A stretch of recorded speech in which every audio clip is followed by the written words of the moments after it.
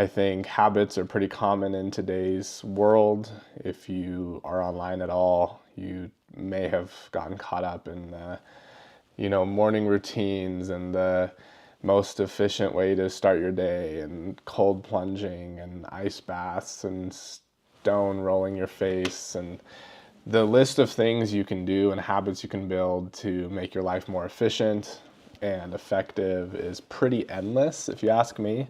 And I'm somebody who has been caught up in a lot of those things. Myself, I've read, I don't know, maybe 50 plus self-help books in my life since I was in high school. I got into them, and honestly, I think 80 to 90% of those books could be cut in half, if not a third. And they're just way too drawn out, and there's too much anecdotal stuff that doesn't really matter. And out of all the ones I've read, there's only like a handful that I revisit and I think are worth going back to. One of the first ones is called As a Man Thinketh by James Allen, I believe. And that one is amazing. That one is based on, to a degree, a lot of scriptures, a lot of verses in the Bible, Proverbs, and about wisdom. And essentially the title, As a Man Thinketh, is just stating that whatever we think in our hearts, that's what we become. We are our thoughts, right? As those develop over time, that is inevitably what we will do and what will determine our choices. That one is amazing, and it's short, it's quick. You could honestly read it in a day. Another one that I go to is Atomic Habits by James Clear. Again, another banger of a self-help book. And the key takeaway in that is that we don't rise to the level of our goals, we fall to the level of our systems. And so today I kind of want to talk about spiritual systems, or just a system for life that I think is actually achievable and doable, and something that's helped me over time to kind of reorient myself to find my center again when I tend to wander off. And then another book, which I'll be talking about today, is The 7 Habits of Highly Effective People by Stephen R. Covey. That one, again, banger. That one's a little more logic-based, and I've tend to find that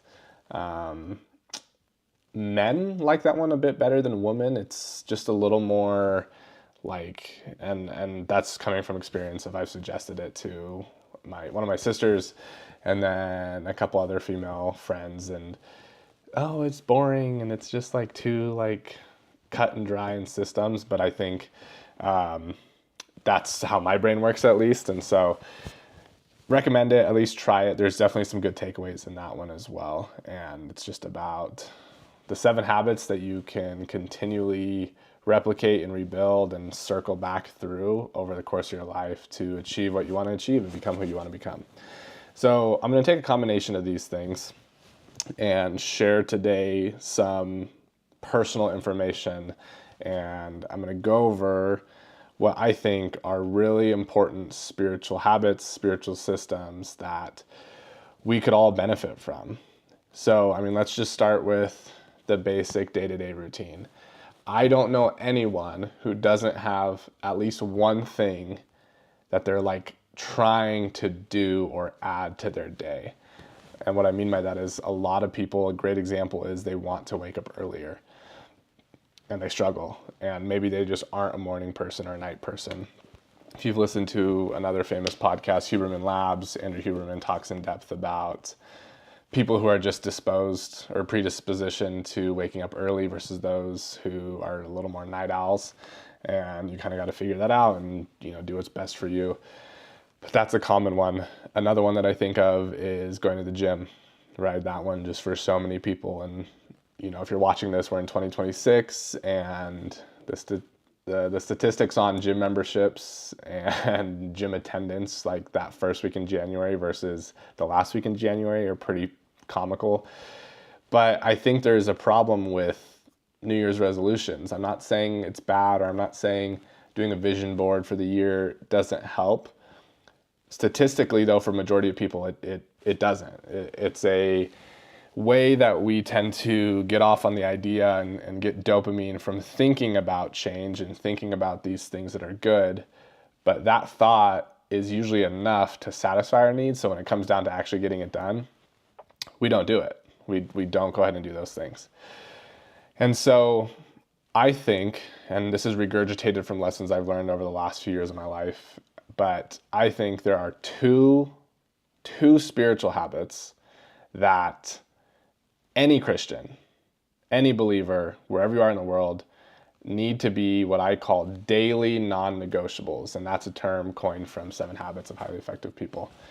Daily non-negotiables, meaning you commit to it, and every day, no matter what, no matter where you are, whether you're on a 17-hour flight or you're switching time zones at 3 a.m, on a bus in Peru, whatever the crazy circumstance you're in, it doesn't matter. You get these 2 things done.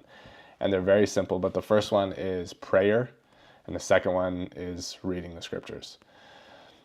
Easy, right? No, frankly, for a lot of people, that's not something that they base their day off or start their day off. I think that these 2 things, essentially, if you were to incorporate them every single day, these 2 habits, it's impossible to do these and not get closer to God. I truly believe that.